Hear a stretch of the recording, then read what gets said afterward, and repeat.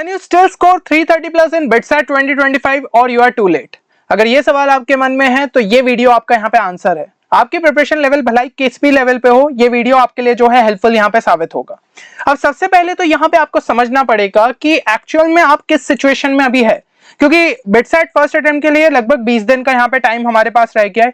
और देखिए, अगर आपने जो है कुछ खास यहाँ पे प्रिपेयर नहीं किया है बिटसैट के लिए, लेकिन आपने जेईई मेंस जो है ऑनेस्टली दिया था, यानी कि देखिए मैं रिजल्ट की बात नहीं कर रहा हूं, लेकिन आप प्रिपरेशन अच्छे लेवल पे जो है जेईई मेंस के करके गए थे, अब भलाई परसेंटाइल उतना अच्छा नहीं आ पाया, तो आप जो है यहाँ पे कैटेगरी 1 के अंदर लाई करेंगे। देन यहाँ पे जो है नेक्स्ट कैटेगरी हो जाती है कि अगर आपने जो है बिटसैट के लिए कुछ टाइम पहले ही प्रिपरेशन स्टार्ट करी थी, लेट से 20 दिन पहले या फिर 1 महीने पहले, कि आपको लेट पता चला या फिर आप जो है बोर्ड्स के बाद आपने प्रिपरेशन स्टार्ट करी, अगर ऐसा कुछ है, लेकिन आपने जो है जेईई मेंस पे उतना ज्यादा फोकस नहीं किया था क्योंकि आप कॉन्फिडेंट थे ही नहीं और आपने बिटसैट पे ज्यादा फोकस कर लिया, तो आप जो है कैटेगरी 2 के अंदर लाई करोगे।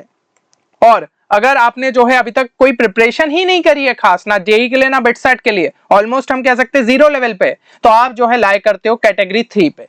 अब देखिए, तीनों ही कैटेगरी के अगर जो भी स्टूडेंट्स है, उनको मैं एक चीज तो यहाँ पे कहना चाहूंगा कि अटेम्प्ट 1 तो आपको देना ही देना है। अब मैं ऐसा क्यों बोल रहा हूं, वो बहुत जल्द आपको पता चलेगा। और अगर अटेम्प्ट 1 के अंदर एक अच्छे स्कोर तक यहाँ पे पहुंचना चाहते हो, तो यहाँ पे ऑलरेडी हमारा जो है क्रैश कोर्स आप सभी के लिए लॉन्च्ड है। प्लस जिन स्टूडेंट्स को यहाँ पे पीसीएम में कॉन्फिडेंस है, वो हमारे एलआरएन इंग्लिश कोर्स को और साथ ही साथ रेलिवेंट मॉक टेस्ट यहाँ पे चेक कर सकते हैं। और सभी कोर्सेज जो है ना, वो आपको हमारी वेबसाइट 10qchallenge.in पे देखने को मिल जाएंगे। डिस्क्रिप्शन में कंप्लीट डिटेल्स है कि कोर्स में कैसे एनरोल करना है। सभी कोर्सेज की अच्छी बात यह है कि वैलिड रहेंगे आपके सेकंड अटेम्प्ट तक, और आपको रिसोर्सेज एक ही टाइम पे मिल जाते हैं। आप अपनी कन्वीनियंस के हिसाब से चीजों को यहाँ पे कंप्लीट कर सकते हो। फिर भी कोर्स से रिलेटेड कोई भी क्वेरी है तो गिवन नंबर पे आप हमारी टीम को यहाँ पे कांटेक्ट भी कर सकते हैं। अब यहाँ पे जो है, अगर हम कैटेगरी 1 की बात करें, जिन्होंने अपना जेईई मेंस सीरियसली दिया था और यहाँ पे जो है भलाई स्कोर अच्छा नहीं आ पाया, तो इसका एक सीधा सीधा मतलब है कि आपके बेसिक कॉन्सेप्ट्स डेफिनेटली क्लियर है। क्योंकि देखो यार, जेईई मेंस में रिजल्ट बिगड़ने के पीछे कई सारे रीजंस रहते हैं। कभी कभी जो है यहाँ पे शिफ्ट बहुत ज्यादा इजी आ जाती है कि आपने स्कोर तो अच्छा लेके आए, लेकिन आपकी जो है रैंक वहां पे उतनी अच्छी नहीं बन पाई, मतलब परसेंटाइल आपके कम रह गए, है ना। तो नॉर्मलाइजेशन मेथड की वजह से ये चीजें हमें जनरली देखने को मिलती है। लेकिन आपने अपनी प्रिपरेशन ठीक ठाक लेवल पे करी, आपने इनफ क्वेश्चंस भी प्रैक्टिस करे, तो आप कैटेगरी 1 के अंदर आते हो। और यहाँ पे 330 300 के आसपास का स्कोर डेफिनेटली अचीवेबल है, अगर आपने 7 से 8 यहाँ पे फुल लेंथ मॉक टेस्ट दे लिए विद प्रॉपर एनालिसिस। तो ये पॉइंट को अच्छे तरीके से नोट डाउन कर लीजिए कि फर्स्ट अटेम्प्ट के पहले 7 से 8 फुल लेंथ मॉक टेस्ट आपको देना ही देना है। इसलिए तो मैं कह रहा था सेट ऑफ 20 में आप एनरोल कर सकते हो, क्योंकि सेकंड अटेम्प्ट तक वैलिड है।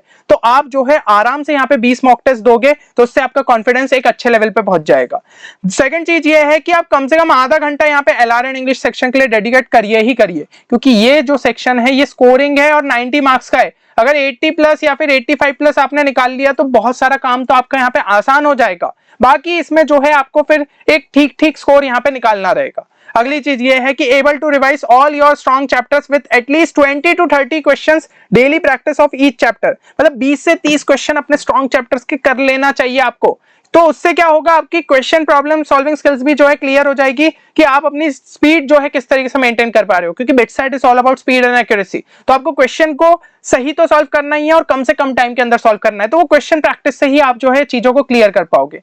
और देखिए, अगर कोई वीक चैप्टर्स है ना, मान लो जेईई मेंस के टाइम पे भी उतने अच्छे से नहीं बन पाए थे, तो बेसिक फॉर्मूलेस तो करके ही जाओ और उनके कुछ अच्छे सॉल्व्ड एग्जांपल्स देख लो। आप जो है 50% यहाँ पे एलिजिबल हो जाते हो कि शायद आपसे क्वेश्चन अटेम्प्ट हो जाए, अगर इजी टू मॉडरेट लेवल का आया, क्योंकि इतनी ही चीज है, हमें फॉर्मूलास क्लियर है, उसका एप्लीकेशन सॉल्व्ड एग्जांपल से क्लियर हो गया ना, तो शायद बिटसैट का क्वेश्चन आप अटेम्प्ट कर लोगे। बहुत ज्यादा घुमा फिरा के चीजें यहाँ पे नहीं पूछी जाती। अगली कैटेगरी की अगर मैं बात करूं, कैटेगरी सेकंड हो जाती है। अब देखिए, अगर आपने बिटसैट की प्रिपरेशन थोड़े टाइम पहले ही स्टार्ट की थी, तो इसका मतलब मैं एक अंदाजा ये लगा रहा हूं कि 60% तक तो आप जो है सिलेबस पे अच्छे लेवल पे पहुंच गए विद गुड नॉलेज, ठीक है, और आपका 40% के आसपास सिलेबस रह गया है। तो देखिए, आप जो है ना 250 प्लस का टारगेट यहाँ पे अचीव डेफिनेटली कर सकते हो फर्स्ट अटेम्प्ट के अंदर। और ये 250 प्लस का मतलब है कि कट ऑफ आपका कहीं ना कहीं यहाँ पे अच्छे लेवल पे जो है क्लियर हो सकता है, ठीक है ना। एटलीस्ट ब्रांच सिक्योर कर लोगे तो सेकंड अटेम्प्ट तक तो और ज्यादा स्कोर को बूस्ट कर सकते हो। तो आप जो है ज्यादा से ज्यादा मतलब यहाँ पे चैप्टर्स को यहाँ पे टारगेट करें और कम से कम 70 से 80% सिलेबस जो है यहाँ पे अच्छे नॉलेज के साथ जो है कंप्लीट कर ले, मतलब 62 यहाँ पे थोड़ा सा 20% ही इंप्रूव करना है, तो ये आप चीज कर सकते हो। 5 फुल लेंथ मॉक टेस्ट भी प्रॉपर एनालिसिस के साथ दे लेते हो तो सफिशिएंट रहेंगे।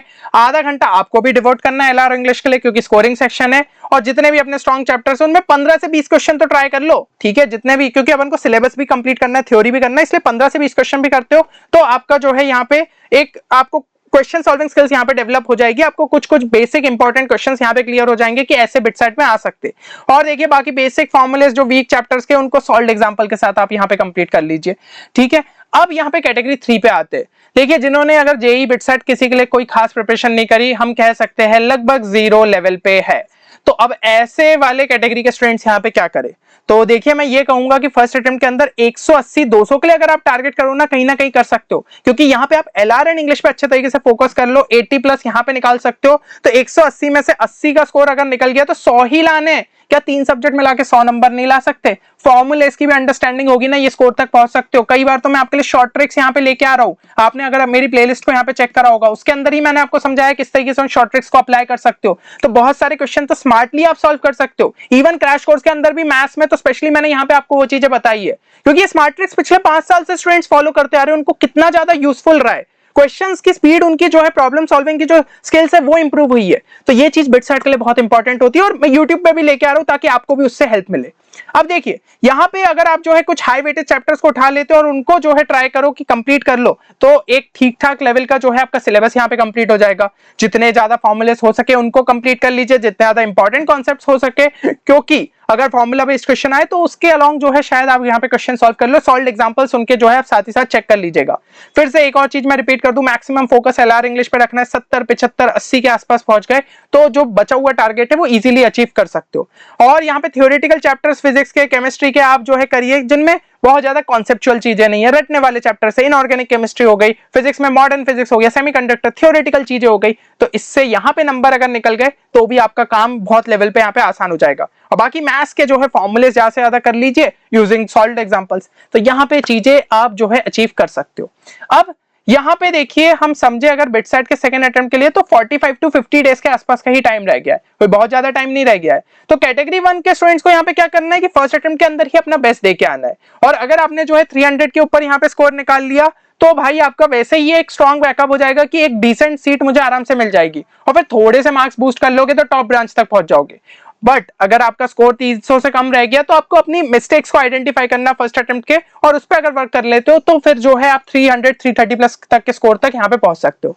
कैटेगरी 2 के स्टूडेंट्स को यहाँ पे ट्राई करना चाहिए 240 to 250 का स्कोर निकाले ही निकाले कम से कम फर्स्ट अटेम्प्ट के अंदर, ताकि वो अपनी सीट को यहाँ पे सिक्योर कर पाए। और एक बार अगर आपने ये कर लिया तो 300+ तक का भी स्कोर जो है यहाँ पे सेकंड अटेम्प्ट तक आप निकाल सकते हो। तो सेकंड अटेम्प्ट तो क्रूशियल है ही, लेकिन फर्स्ट अटेम्प्ट में हमें जो है अपना एक कॉन्फिडेंस बूस्टर यहाँ पे साबित करना है। इसलिए मैं आपको यहाँ पे कह रहा हूं कि अगर आपको जो है यहाँ पे प्रॉपर रिसोर्सेस नहीं मिल रहे और खुद से चीजों को प्लान आउट नहीं कर पा रहे, तो क्रैश कोर्स में कम से कम एक डिसिप्लिन मैनर में चीजों को कर लोगे, सभी रेलिवेंट रिसोर्सेस एक जगह पे मिल जाएंगे। और सबसे अच्छी बात है कि बिटसियंस की टीम ने आपके लिए जो है तैयार किया है 10Q चैलेंज का बिटसेट क्रैश कोर्स, तो काफी ज्यादा यूजफुल साबित हो सकता है। अब यहाँ पे जो है कैटेगरी 3 के स्टूडेंट्स की बात करें तो भाई उनके लिए तो जो है 50 डेज का एक वो शेड्यूल यहाँ पे अगर जो है फॉलो कर ले तो यहाँ पे जो है आराम से सेकंड अटेम्प्ट के लिए जो है वो अच्छे तरीके से प्रिपरेशन कर सकते। बाकी फर्स्ट अटेम्प्ट के लिए जो है आप अपने एग्जाम एक्सपीरियंस के लिए दे लो, चीजों को कैसे मैनेज करना है, टाइम और स्ट्रेस को, इनको भी अगर अच्छे से मैनेज करना सीखे तो सेकंड अटेम्प्ट में यूजफुल रहेगा। अभी जो 50 डेज का शेड्यूल है, अगर रिक्वायरमेंट है सेकंड अटेम्प्ट के लिए तो यहाँ पे कमेंट सेक्शन में 50 डेज लिख दो, मैं आपके लिए जो है जल्द से जल्द जो है यहाँ पे एक प्रॉपर स्केड्यूल के साथ क्या रिसोर्सेस को फॉलो करना है सब चीजें ले आऊंगा, बस एक बार कमेंट सेक्शन में मेंशन कर देना।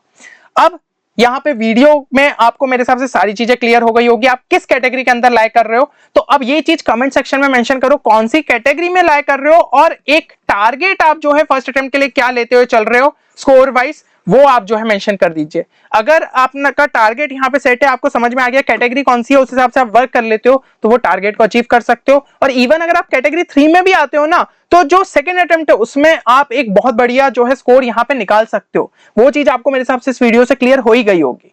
चलिए, तो उम्मीद करता हूँ ये वीडियो आप सभी के लिए जो है हेल्पफुल साबित होगा। मिलते हैं नेक्स्ट वीडियो में, तब तक के लिए take care and good bye.